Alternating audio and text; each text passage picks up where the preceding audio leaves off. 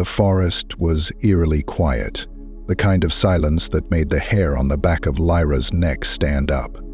Only the occasional rustling of leaves broke through the stillness, and even that felt unnatural. The setting sun cast long shadows across the forest floor, the last rays of orange light struggling to pierce through the dense canopy above. Lyra's breath came in short gasps as she ran, clutching the glowing medallion tightly in her hand. It felt hot against her palm, as though it carried the weight of the world. She glanced over her shoulder again, her heart pounding in her chest. Were those shadows moving, or was it just her fear playing tricks on her?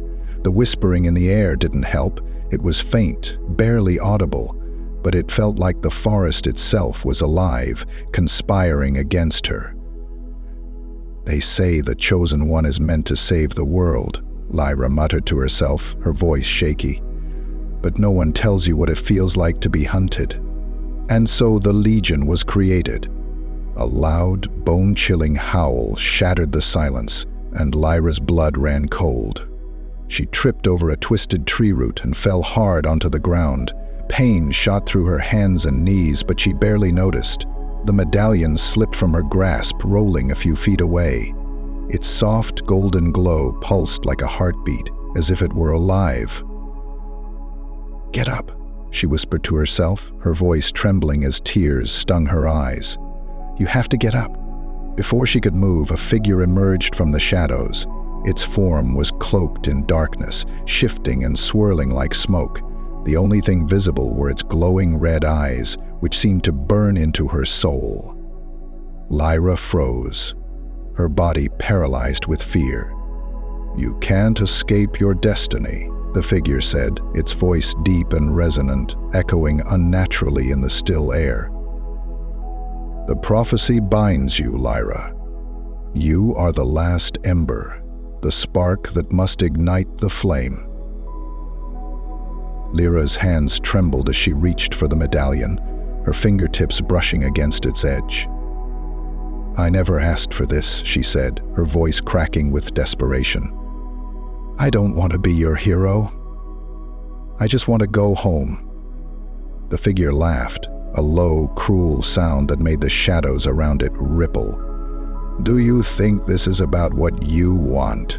it hissed. "The darkness is rising. If you refuse your purpose, this world will fall. Everything you love will burn." Tears streamed down Lyra's face as she grabbed the medallion, clutching it tightly. The moment her fingers wrapped around it, a surge of warmth spread through her body. The medallion's glow grew brighter, pushing back the shadows. The figure hissed and recoiled, shielding its face as if the light burned it. Lyra scrambled to her feet, her legs shaking. "Why me?" she shouted, her voice filled with anger and frustration. "Why does it have to be me? I'm not strong enough for this."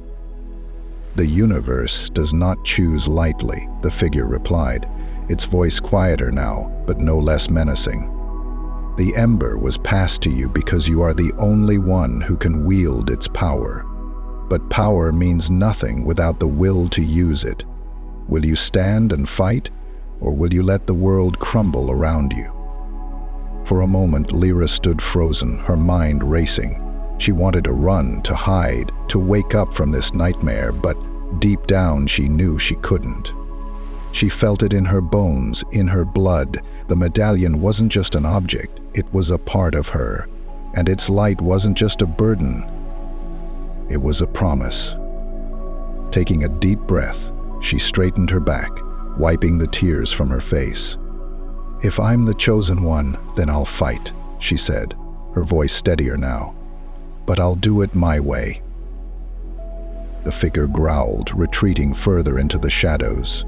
"We shall see how long your defiance lasts," it said, its voice fading as it vanished into the mist. The forest grew quiet again, but it no longer felt like the silence was against her. Lyra looked down at the medallion in her hand, its glow now steady and warm. For the first time, she felt a flicker of hope, not just for the world, but for herself. She turned and began walking, the medallion lighting her path through the darkness. Each step felt heavy, but she knew there was no turning back now. Somewhere ahead, beyond the trees and shadows, her destiny awaited, and for the first time, she was ready to face it.